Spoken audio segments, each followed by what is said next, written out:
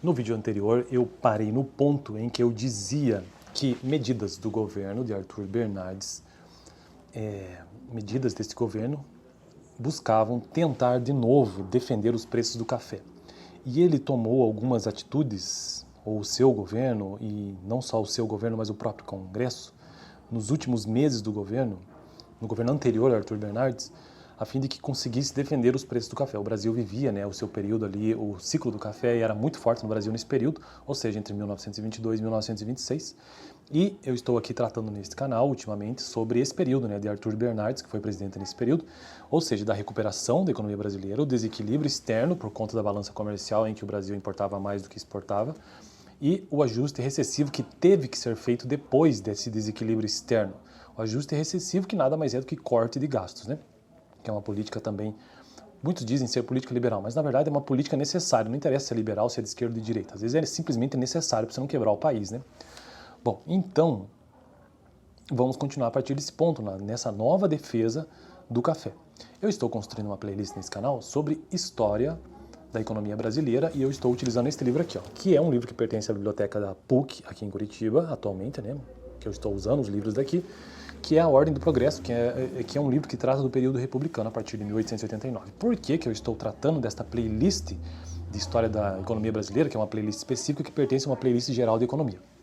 Por que estou utilizando um livro que começa a partir do período republicano? Porque é mais claro de se entender as políticas econômicas a partir dos presidentes. Antes disso também dá para entender a economia brasileira, com toda certeza, mas você vai conseguir entender a partir de grandes ciclos econômicos, como o ciclo do açúcar, ciclo da cana-do-açúcar, ciclo do ouro, entre outros ciclos. Aqui nós também estamos vivendo um ciclo, que é o ciclo do café, mas fica interessante de entender as políticas econômicas de cada um dos presidentes. Então vamos lá. O novo esquema de defesa do café, projetado para ser administrado por um Instituto Federal, cuja Constituição, em princípio, havia sido autorizada pelo Congresso nos últimos meses do governo anterior, introduzia duas mudanças fundamentais em relação às intervenções passadas, que até o momento os governos anteriores também já intervinham no preço do café. Em primeiro lugar, os preços não seriam mais controlados através da compra e estocagem de excedentes eventuais pelo governo, mas da retenção compulsória de todo o café colhido nas regiões produtoras do Centro-Sul em armazéns reguladores, a serem construídos em entroncamentos ferroviários estratégicos e do controle do volume embarcado a partir desses armazéns para os portos, isto é, pelo controle contínuo da oferta brasileira ao mercado mundial.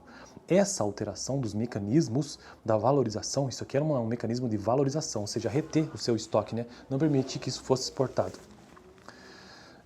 Esta alteração dos mecanismos da valorização implicava crucial mudança na distribuição de suas perdas e lucros. Antes, era a autoridade pública que incorria no ônus financeiro e carreava os ganhos eventualmente resultantes da operação esporádica de defesa dos preços. Agora, era o fazendeiro que, como proprietário dos cafés armazenados, bancaria a operação.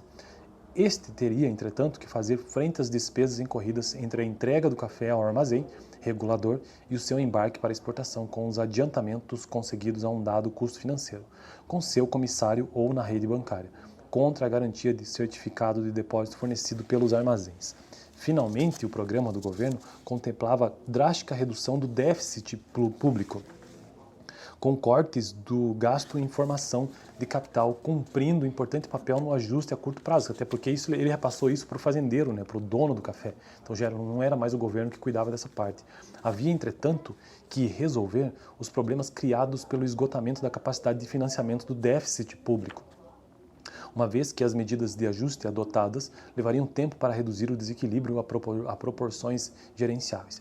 Este não era um problema trivial, porque, por um lado, o congestionamento da carteira do Banco do Brasil reduzira sua capacidade de financiar o governo, e a reforma monetária da nova administração preconizava o fechamento da carteira de redesconto. Por outro lado, havia a necessidade de precaver-se para enfrentar as demandas do setor cafeeiro, aleatórias, mas potencialmente elevadas, pelo crédito necessário à viabilização do novo esquema de defesa. Então, na verdade, bem no fim, o governo acaba sendo atingido de qualquer maneira, porque o empresário do café ele precisava de dinheiro. Onde é que ele ia buscar esse dinheiro, esse crédito? No Banco do Brasil, E o Banco do Brasil ele tinha esse dinheiro que vinha de onde? Do governo, do Tesouro, que emitia essa moeda.